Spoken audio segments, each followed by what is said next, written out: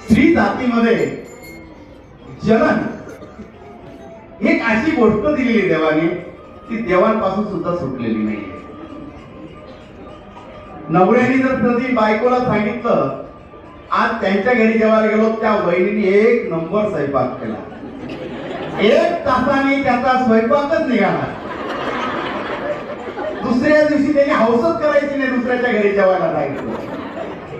ती लगेच म्हणते मग मी काय खराब करते का, आले चेंदून आणि मला येऊन कौतुक करून सांगताय ती कशी करते मला माहिती आहे. आणि जर ती समोरून दिसली आली म्हैस माझ्या समोर, दुसरा हा विषय महिलांमध्ये पक्का. म्हणजे नवऱ्याने कौतुकच करायचं नाही, त्याचा बिचाराचा तोंड दाबून दुःख्यांनी मार. म्हणजे दुसऱ्याचं कौतुक करावं कोणाकडं त्याला ते कळत नाही. नाही केलं